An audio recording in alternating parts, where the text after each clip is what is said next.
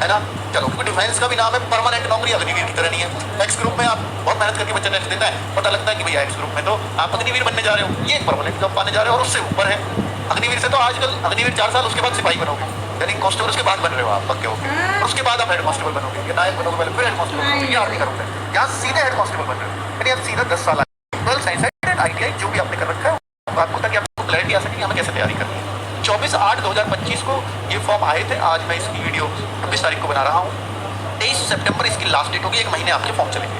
दूसरा, कितनी वैकेंसीज कहाँ है, किस कैटेगरी वाइज बता दीजिए। तो ये एक्स सर्विसमैन और ये सब इन्होंने दे रखी है। रिमेनिंग ये टोटल, तो ये टोटल जो वैकेंसीज इन्होंने बनाई है वो ये, इसमें डिपार्टमेंटल वैकेंसीज को देख लीजिए, और ये 500 कुछ ये है, और बाकी रिमेनिंग को मिला करके ये टोटल वैकेंसीज को अगर जोड़ेंगे तो ये टोटल 910 बन जाती है। ये HCRO की वैकेंसी है, और एक RM की वैकेंसीज हैं। तो RM की जो वैकेंसीज हैं वो थोड़ी सी कम है उसके मुकाबले, तो ये कितनी कितनी है देख लीजिए, ठीक है। थोड़ा सा फर्क भी है दोनों में, RO और RM बनने में क्या फर्क है, कौन सी नौकरी अच्छी है वो आगे आप समझेंगे, ठीक है। जैसे अगर आप देखते हैं एक की जो ड्यूटी होती है वो उस तरह की, जो आपने देखा होगा पुलिस वालों के पास भी एक बड़ा सा काला सा फोन सा होता है जिस पर वो ऐसे बोलते रहते हैं, तो एक की ड्यूटी तो वैसे ही है कि जो आपको मैसेज दिया जाता है, रेडियो मैसेज, ठीक है, उसको सुन करके आपको लिखना होता है। तो एक डिक्टेशन का टेस्ट भी ये लोग लेते हैं, ठीक है। डिक्टेशन मतलब आपसे इमला बुलवाएंगे, इमला बोलेंगे आपको, इमला में कितने शब्द सही लिखे हैं कितने गलत लिखे हैं वो आपको, क्योंकि वो भी आपको मैसेज देंगे फोन पे। आप सही लिख ही नहीं पाते हो तो आप इस नौकरी वहाँ कैसे करो। लेकिन मैं से कोई सी एक पोस्ट पे हो, या तो RO में या RM में, मैं आगे बताऊंगा आपको, ठीक है। दोनों में नहीं है डिक्टेशन वाला। अब आप देखिए पिछले सालों की उससे कंपैरिजन करें कि कितनी कितनी वैकेंसीज रही हैं। RM में हमेशा कम ही रहती है। पिछली बार तो RM में मात्र 30 ही थी, और इस बार RM में तब भी 211 है। ये 910 अब इससे RO की है। 982 ये सबसे ज्यादा वैकेंसी 2022 में आई थी 1312, और पिछली बार मात्र 247, इस बार 1121। ये सारी मिला के डिपार्टमेंटल वगैरह ओपन सब मिला कर, है ना। नेक्स्ट कि अब ये समझ लिया कि ठीक है सर ये फॉर्म भरेंगे सब कुछ करेंगे, लेकिन इसका भर्ती का प्रोसेस कितने दिनों में हो जाता है। सबसे अच्छी बात है कि 6 से 7 महीने में आप ट्रेनिंग पे होगे, इससे बड़ी कोई बात नहीं है। कोई भी भर्ती अब तक इतनी तेजी से नहीं होती जितनी होती। जैसे मैं आपको दिखा देता हूँ, ये वैकेंसी आई 2023 की, 2023 में अप्रैल में फॉर्म आए, और 29 अगस्त को इसका एग्जाम हो गया, ठीक है। फिर भी हम ये मानते हैं कि यहाँ सर 4 महीने लग गए, लेकिन आगे देखो फिर रिजल्ट में इन्होंने थोड़ा ज़्यादा टाइम लगा दिया, ठीक है भाई। PET PST देखो रिजल्ट आया 8 अक्टूबर को, और 12 से 20 को आपके फिजिकल हो गए, फिर मेडिकल कर दिए 13 से 18, और 31 दिसंबर को फाइनल रिजल्ट आ गया। तो ये पूरी भर्ती जो कंप्लीट हुई 8 महीने लग गए, यहाँ ही ज़्यादा ही लगे हैं। आगे देखोगे तो ये अभी यानी ये तुक्का लगता है। आगे देखिए ये 2022 में वैकेंसीज आई थी, ये 20 अगस्त को आई, और 29 अप्रैल को फाइनल हो गया। ये भी अगर आप देखोगे तो 4 8 ही महीने, तो 8 महीने मानिए आप, 6 से 7 महीने नहीं कह रहा मैं, 8 मंथ दोनों। अब एक बार तुक्का लग सकता है, दोनों बार इस तरीके से इस तेजी से भर्ती होती है। आप देखो अगस्त में फॉर्म आए और एग्जाम हुआ 11वें महीने में, यानी 20 अगस्त 20 नवंबर, सही 3 महीने बाद। फिर आपका 22 दिसंबर को रिजल्ट आ गया, फिर फिजिकल हो गया अगले महीने। देखो नवंबर में एग्जाम हुआ, दिसंबर में फिजिकल हो गया, जनवरी में फिर दिसंबर में रिजल्ट आ गया, नवंबर में एग्जाम, दिसंबर में रिजल्ट, सही 1 महीने में। फिर आपका फिजिकल 1 महीने से भी कम में, फिर आपका फरवरी अगले महीने, फरवरी में मेडिकल हो गया, फाइनल रिजल्ट अप्रैल में आ गया। इतने बढ़िया तेजी से एडिशनल फाइनल लिस्ट भी दे दी। तो ये एक प्रोसेस है जो बहुत फास्ट होती है, अब तक की मैं सबसे जल्दी होने वाली भर्ती इसको देखूँ, ठीक है। तो इसका प्रोसेस बहुत फास्ट चलने वाला है प्रोसेस है। अब आप देखो फर्स्ट पे, अब इस बार आपका ये कह रहे हैं कि अब तक पिछली बार हमने दोनों बार देखा, तो हमने एक चीज पाई कि सर एग्जाम ही पहले हो रहा है, CBT ऑनलाइन एग्जाम होता है, CBT मतलब ऑनलाइन एग्जाम, कंप्यूटर पे एग्जाम, तो फिर फिजिकल हो रहा था। यहाँ भी 2022 वाली में भी और 2023 वाली में भी यही हुआ, पहले एग्जाम फिर फिजिकल। लेकिन अब क्या प्रोसीजर चेंज कर दिया है पूरा, क्योंकि फर्स्ट फेज जो होगा ना उसमें PST और PET है, और RFID रनिंग होगी, मतलब चिप लगा दी जाएगी और आप दौड़ के आओ, चक्कर वो खुद गिनेगी उस ग्राउंड के, आपको नहीं। बस RFID का इतना ही फर्क है और कुछ फर्क नहीं है, हमने भी यहाँ कराई थी। सेकंड फेज फिर आपका एग्जाम है, और थर्ड फेज आपका मेडिकल है, ठीक है।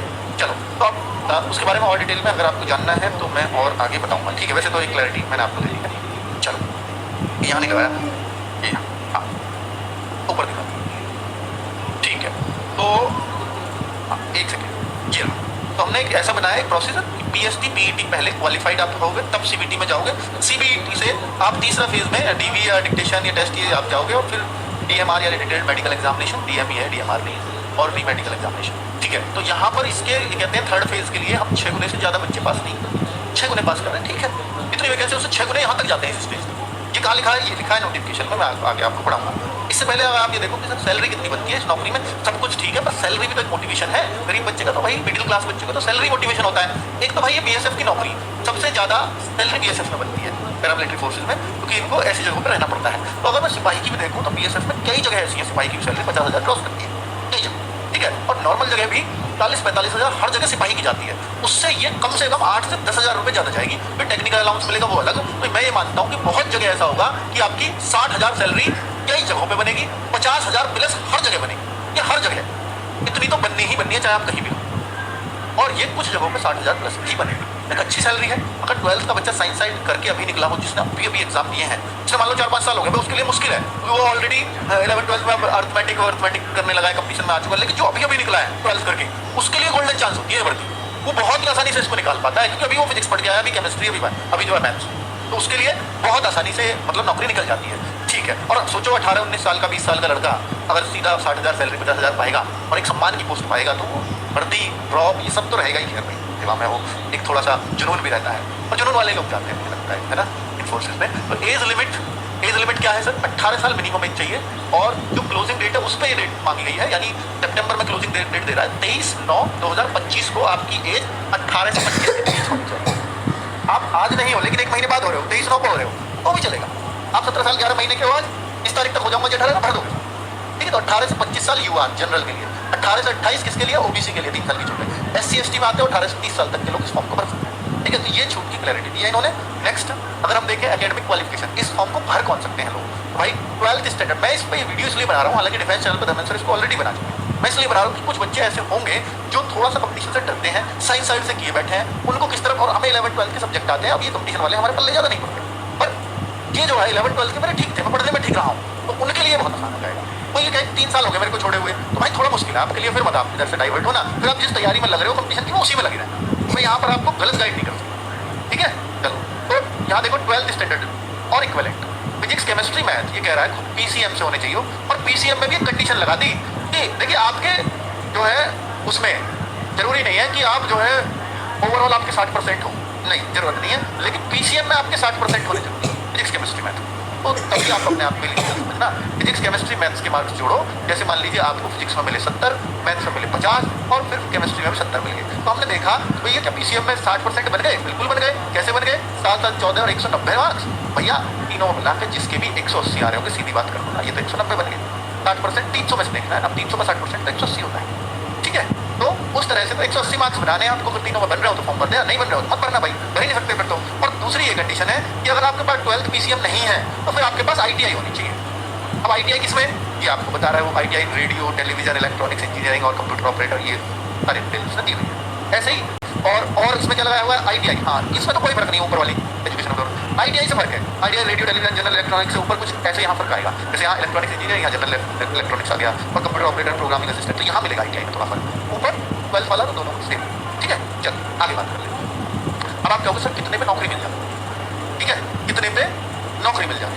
तो अगर हम देखें भाई कट ऑफ 2023 की, ये 2023 की वो कट ऑफ है, 2023 की वो कट ऑफ है जो 247 वैकेंसीज थी, बस यहाँ वैकेंसीज 243 थी, और ये कट ऑफ कितने में से है? 200 में से, आउट ऑफ 200, और एक तो 250 में से, 250 तो खैर वो बाद में जरूरत है, डिक्टेशन 50 की होती है वैकेंसी में। तो अभी मैं ये वो बता रहा हूँ जो फॉर फिजिकल, इसके बाद फिर आपको फिजिकल देते हो, फिर मेडिकल होता है, फिर फाइनल कट ऑफ लगती है। फाइनल वाली दिखाते नहीं है, ये फिजिकल वाली दिखाते हैं बस। ये देखिए 200 में से जो RO के लिए थी वो 92.5 पे गई, RM के लिए 96.5, क्योंकि RM की वैकेंसीज कम होती है, सिर्फ 30 वैकेंसीज थी, ठीक है। UR, EWS, OBC, SC, ST, तो ये तो 200 में से कट ऑफ जा रही है भाई। पेपर टफ था, आप जो सर पिछली बार 247 में गए हैं, तो 2022 में 1300 वैकेंसीज थी 2022 में, तो वो कट ऑफ तो काफी कम गई होगी 200 में से। नहीं, ये पेपर बहुत आसान था, तो कट ऑफ लगभग इतनी गई थी 94, तो अब 92 तो 94 गई, तो तब तो और ज्यादा गई थी। तो सब कुछ डिपेंड इस बात पे करता है कि पेपर मुश्किल कौन सा है, पेपर आसान कौन सा है, ठीक है। और इसमें जो पेपर पूछा गया 247 वैकेंसीज के हिसाब से ऐसा पूछा गया था, वरना क्या मतलब है 200 में से 92 कट ऑफ ऐसा पूछा गया था, जैसे एक्स ग्रुप में पेपर पूछा जाता है, ND में पूछा जाता है, टफ, बहुत टफ आया था पेपर, ठीक है। अब आपके उससे टफ 11-12 जो है वो सब कुछ उसमें जो टफ चीजें हैं वो उसमें डाल दी 247 वैकेंसी देखकर। लेकिन जब 1300 वैकेंसी आपके भी 1100 है, तो आपके पेपर टफ आने के चांसेस कम रहे। अब ये जो कंपैरिजन